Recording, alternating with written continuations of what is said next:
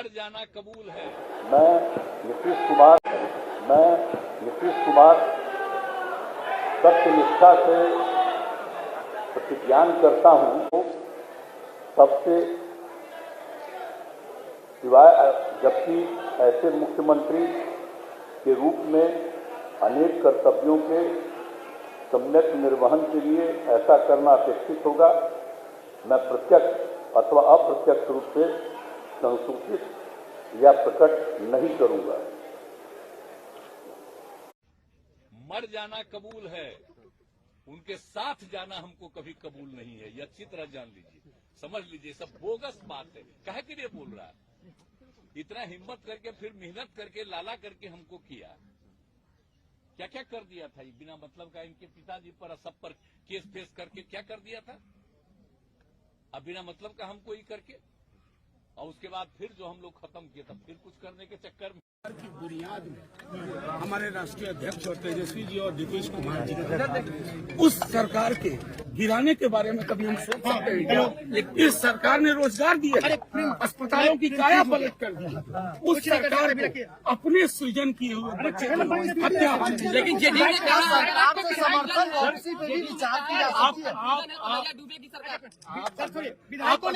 विधायकों ने एकजुट स्वर में कहा कि आप माननीय राष्ट्रीय अध्यक्ष जी जो निर्णय लेना चाहते हैं ले। बिहार की राजनीति हो या बवंडर, दोनों ही तूफानी होते हैं। वौद्धों का बिहार आज राजनीतिक छत्रपों और केंद्रीय सत्ता के लिए सियासी चारागाह बन चुका है, जहां विचार, बयान और उसकी प्रतिबद्धता मौसम की तरह बदलते रहते हैं। भीषण सर्दी के गिरते पारे के साथ बिहार का सियासी तापमान बढ़ता ही जा रहा था। कहते हैं कि यहाँ सियासी बवंडर जब जब उठता है, बिहार की राजनीति करवट लेने लगती है।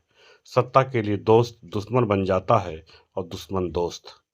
पिछले कुछ दिनों से एक बार फिर बिहार में सियासी तूफान चल रहा था, जिसका आज पटाक्षेप हो गया, जिसकी गूंज विपक्ष से लेकर समूचे देश भर में सुनाई दे रही थी। बिहार में बहार बा, नीतीश कुमार बा के पर्याय रहे सुशासन बाबू ने आज 17 महीने पुराने महागठबंधन से नाता तोड़ 9वीं बार मुख्यमंत्री पद का शपथ ग्रहण किया। नीतीश कुमार ने लालू की आरजेडी को तलाक देकर अपने बिछड़े यार एनडीए के प्रमुख घटक बीजेपी से एक बार फिर जा मिले और 28 जनवरी को एक बार फिर भाजपा और हम के सहयोग से 9वीं बार बिहार के मुख्यमंत्री बन गए थे।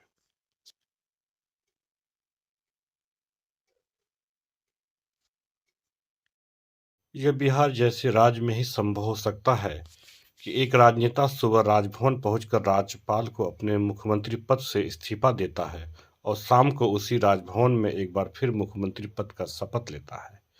सुबह और शाम में फर्क बस इतना होता है कि सुबह तक जो सीएम पद आरजेडी पार्टी और महागठबंधन के सहयोग से मिला था, शाम को वही भाजपा के सहयोग से मिल जाता है।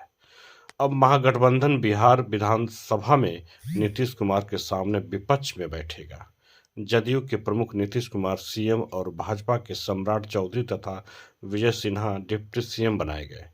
वहीं अचानक से विपक्ष की भूमिका में आए लालू की आरजेडी और डिप्टी सीएम रहे तेजस्वी यादव के स्वर मुखर हो गए।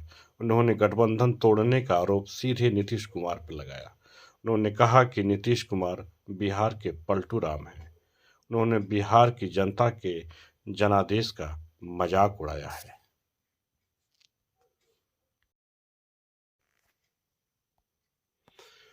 सत्तारूढ़ एनडीए के विरुद्ध बिहार से शुरू हुआ इंडिया गठबंधन के सूत्रधार रहे नीतीश कुमार के मोदी विरोध के स्वर अभी ठीक से मुखर भी नहीं हुए थे कि स्वयं एनडीए की गोद में जाकर बैठ गए।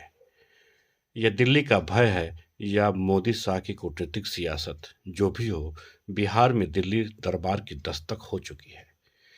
जिस बिहार से इंडिया गठबंधन ने होकार भरी थी, उसी बिहार में 2024 की लोकसभा चुनाव से ठीक पहले, या यूं कहें कि कांग्रेस की भारत जोड़ो यात्रा पहुंचने से ठीक पहले सियासी खेला हो गया। बिहार में सत्ता से दूर रही भाजपा एक बार फिर सत्ता गठबंधन में आ गई। दरअसल यही बिहार है जहां सारी सियासत सत्ता के इर्द गिर्द घूमती है और जहां सत्ता के लिए सियासत में परिवर्तन आम बात है। और यदि इस परिवर्तन के सूत्रधार नीतीश कुमार हों तो बिहार में पॉलिटिकल हाई वोल्टेज ड्रामा तो बनता ही है। बिहार मतलब सत्ता के सौदागर, बिहार मतलब जाति आधारित राजनीति का सबसे बड़ा सियासी अखाड़ा, बिहार मतलब अवसरवादी राजनीति होता जाना। जबकि बिहार मतलब बुद्ध का विहार, मगध का पाटलिपुत्र था, जहां से हिंदुस्तान को जोड़ने का सूत्रवाक्य निकला, जहां से महात्मा गांधी की सियासत की धार तेज हुई, जहां से जेपी ने हुंकार भरी तो हिंदुस्तान उनके पीछे पीछे चल दिया। आज बिहार परिवर्तन के मुहाने पर खड़ा है। देखिए, नीतीश कुमार जी पहले भी आदरणीय थे, अभी भी हैं और आगे भी रहेंगे। और हम लोगों का तो मुद्दा था कि रोजगार मिले, नौकरियां मिले, निवेश बिहार में आए, बिहार का विकास हो, ये हम लोगों का मुद्दा रहा है। और आप लोग सब लोग जान रहे हैं कि आज हमने सुना है कि क्रेडिट लेने की बात उन्होंने कही है, तो कोई क्रेडिट क्यों ना ले। हमारे 79 विधायक हैं और उनके जो विधायक हैं वो 45 हैं, मंत्री हमारा है, विभाग हमारा है, तो हम क्रेडिट क्यों ना लें। और यही मुख्यमंत्री जी जो 2020 के चुनाव में कहते थे कहाँ से पैसा लाएगा, कहाँ से नौकरी देगा, तो हमने, आपको पता होगा कि हमारी जो सरकार बनी थी इनके नेतृत्व में, वो 9 अगस्त 2022 में बनी थी और 15 अगस्त को मुख्यमंत्री जी ने ऐलान किया था। ये किसका विजन था, ये किसकी सोच थी। तो जो मुख्यमंत्री कहता था कि यह असंभव है नौकरी देना, उसको हमने एक हफ्ते के अंदर जो है उनसे बुलवाने का काम किया, जो कहता था असंभव है। तो हम लोगों ने जिस हिसाब से विकास के काम किए, नए नए नीति लाए, टूरिज्म डिपार्टमेंट हमारे पास था, हमने टूरिज्म पॉलिसी लाया। आईटी डिपार्टमेंट राज्य कोटा में था, हम लोगों ने जो है आईटी पॉलिसी लाई। और भी कई जो पॉलिसीज़ हैं हम लोगों ने लाने का काम किया। स्पोर्ट्स पॉलिसीज़ हम लोगों ने लाने का काम किया। जो खेलेगा उसको भी नौकरी मिलेगा सरकारी, और जो पढ़ेगा उसको भी नौकरी मिलेगा। शिक्षा विभाग किसका था, राष्ट्रीय जनता दल के पास था। हमारे मंत्रियों ने लगातार जो है नौकरियां देने का काम किया। और ये 17 महीने में जो काम हुआ है, ऐतिहासिक काम हुआ है, जो आज तक पूरे देश में नहीं हुआ है।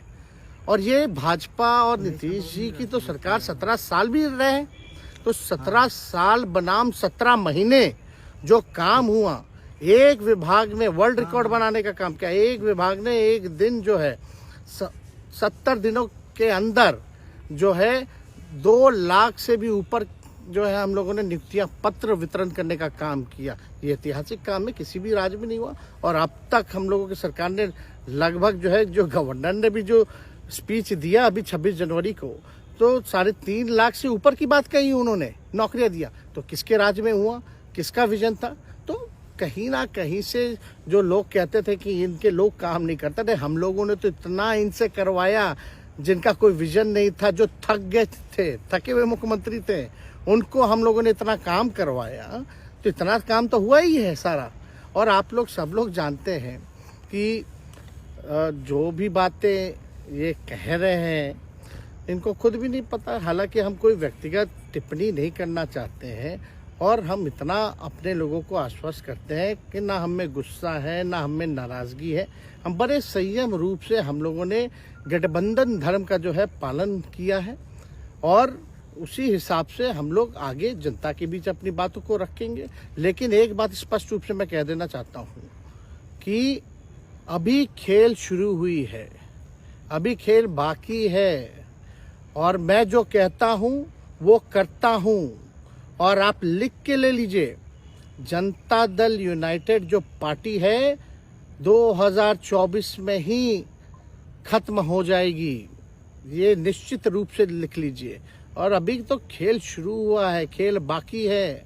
अभी इन लोग जो भी करें, लेकिन मेरा स्पष्ट रूप से मानना है कि जनता हमारे साथ है और हमारा साथ देगी। और हम तो भाजपा के लोगों को भी धन्यवाद देते हैं, शुभकामनाएं देते हैं। चलो, जनता दल यूनाइटेड को अपने साथ लिया। उन्होंने कहा कि आपने मजबूर कर दिया उनको। किस चीज की मजबूरी थी ऐसी, क्या तर्क देंगे? उनके साथ के सहयोगी पूछ रहे हैं, तर्क क्या देंगे? शिक्षा व्यवस्था में सुधार, जो अब तक नहीं हो पाया था। क्वालिटी ऑफ एजुकेशन, चिकित्सा में अस्पतालों को बेहतर करना, रोजगार देना, आर्थिक न्याय देना, स्वयं सहायता समूह के मानदेय को दुगुना कराना, पॉलिसीज लाना। तो इससे सोच रहे थे कि भाई ये नौजवान है, हम इतने साल से मुख्यमंत्री हैं, अब तक ये काम 17 सालों में भाजपा के साथ डबल इंजन में रह करके नहीं कर पाए, और ये डिप्टी सीएम होकर के इनकी राजद के मंत्रियों ने इतना काम कर दिया, तो ये पच नहीं रहा होगा। आपका क्या रह गया इस सरकार में जो आपने 10 लाख की वादा किया, किस किस डिपार्टमेंट में बाकी रह गया जो आपने नहीं कर पाया? लगभग हर जगह निपा लिया है। और हम आपको बता दें, पिछले 2 कैबिनेट से पब्लिक हेल्थ कैडर का फाइल इन लोगों ने रोक रखा है, जिसमें लगभग 1 लाख से भी ऊपर नियुक्तियां हैं। हम लोगों ने पास भी किया सारी चीजें, लेकिन ये लोग कैबिनेट में नहीं आने दे रहे। 2 कैबिनेट से नहीं आने दे रहे। चाहे आशा वर्कर का भी है, ये भी आने वाला है जल्दी। तो हम लोग तो देखिए काम में विश्वास रखते हैं। हम लोग तो रात भर घूम करके छापा भी मारने का काम किया है। कहीं कमी हो तो उसको दुरुस्त करने का काम किया है, ईमानदारी से काम किया, धर्म निभाया। लेकिन अभी तो खेला बाकी है। आज भले ही लोग ओथ ले लें, लेकिन कितना दिन ये लोग रहेंगे, इनको कुछ नहीं। जनता के बीच में आप क्या कह कर जाएंगे? क्योंकि आपने बड़ा सही, आपने जैसा ने कहा कि संयम बरते, आपके तरफ से अभी तक कुछ नहीं कहा गया, सरकार गिर गई, तो अब आप क्या कहेंगे? क्योंकि लोग तो आपसे उम्मीद लगाए रखे थे। सरकार हम लोगों ने बड़े उम्मीदों के साथ बनाया था, और किस उद्देश्य के साथ बनाया था वो नीतीश कुमार जी ने आपको उस समय बताने का भी काम किया। ये गए हैं, इन्होंने इसकी हत्या की है, तो जनता इसका जवाब देगी। सम्राट चौधरी सर पे मुरेठा बांध के घूम रहे थे कि इनको अब देखिए इस पे क्या टिप्पणी, पुरानी बातें नहीं, काम की बात होनी चाहिए। कौन क्या कहता था, ये क्या हुआ नहीं हुआ, अब ये तो सारा इतिहास है।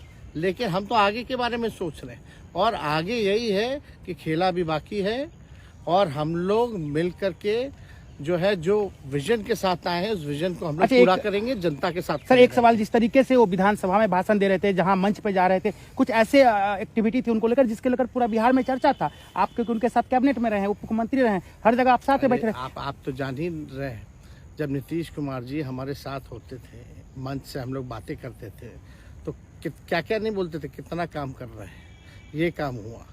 आज तक कभी नियुक्ति पत्र किसी सरकारों, बिहार सरकार ने नीतीश कुमार जी को बांटते हुए देखे थे क्या? हम आए तब ना बंटवाना शुरू किए, उसके बाद ना भारत सरकार बांटना शुरू किया।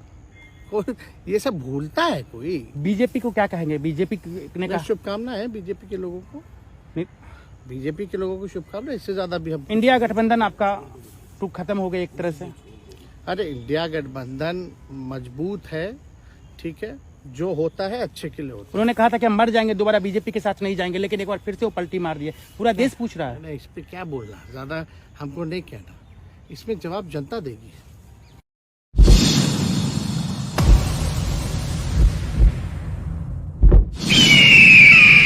आप देख रहे हैं शार्प रिपोर्टर।